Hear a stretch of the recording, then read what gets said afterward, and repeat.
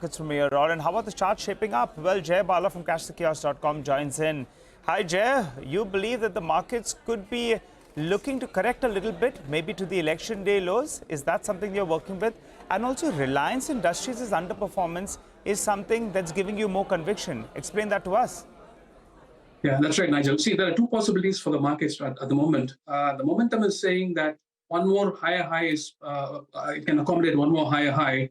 But whereas the time cycles that started from the March 2023 low, it says the high the market saw on the 27th of September, that could be a start of a significant correction. The bull market isn't ending, but it could be a deep correction that corrects the move that started from March 2023. But still, we are not yet fully convinced. We are waiting for the support levels for the Nifty at about 25,333 to 25,285 to get taken out before we are fully convinced. If you look at the U.S. markets, it's probably even that's got on the a squiggle high to come through, and we'll see the sustainability of that. But we just want to be a little more cautious. You just want to start tidying up your portfolio at this point of time. Maybe start raising cash and careful with your new longs at this point of time.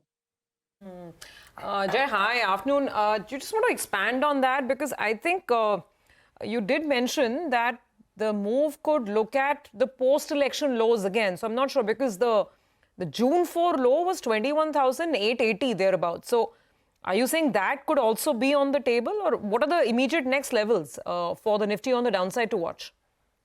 Yeah, fair enough. Yeah, that's the level I'm looking at. But we just don't want to preempt the market. We want the markets to first trade below 25,333 and 25,285. And then only then we'll start considering this. But, this is just a heads up for the market and the market players that, once that gets taken out, we might want to start looking at the June 4th low. But, as the price structure is saying that there could be one more higher high coming through above the 26,244 or unchanged that we saw a couple of days ago.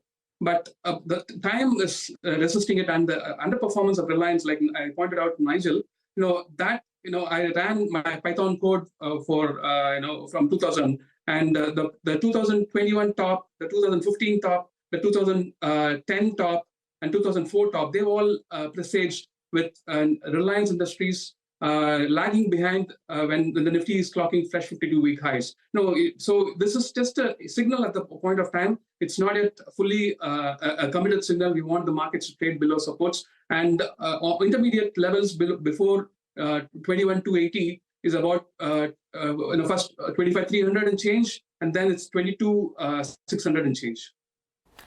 Reliance is still about 9% away from its recent highs, when the frontline indices are pretty much knocking on those doors. But tell us a little bit more about Reliance Industries, because you're saying the underperformance of Reliance Industries is a signal that a correction is coming. So what's the chart telling you? How much lower does Reliance go? Is it going to be a long period of underperformance? I would say it's a long period of an underperformance. Yet the evidence don't point to that as of now.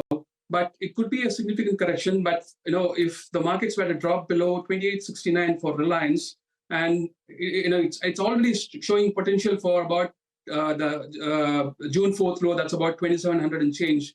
I pointed this out in August when I said, Reliance has come down in 5 steps. Usually 5-step move is accompanied by another decline or a larger decline. So the nearest supports for Reliance are about 2,700, but I'm seeing this as a corrective move in a larger decline. Sorry, in the larger uptrend.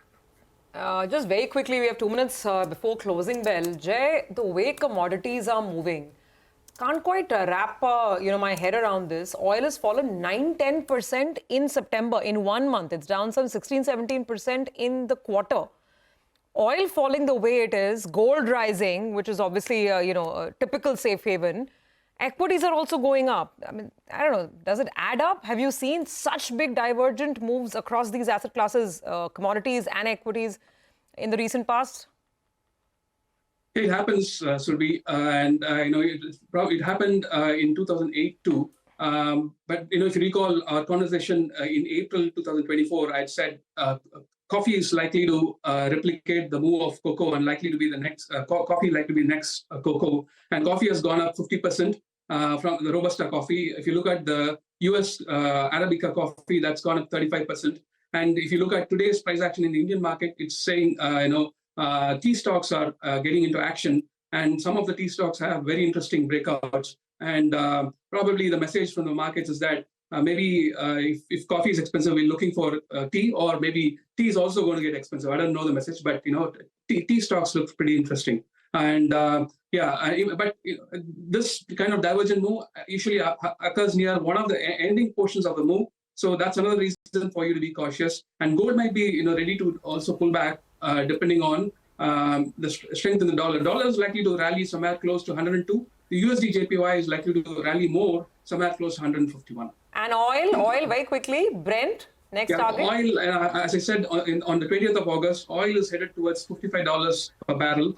But the first a break below the September low of 68, a small bounce that's below $75, and then it resume its move towards $55. Okay, well, and absolutely, it's going to be great news for a big oil importer like India.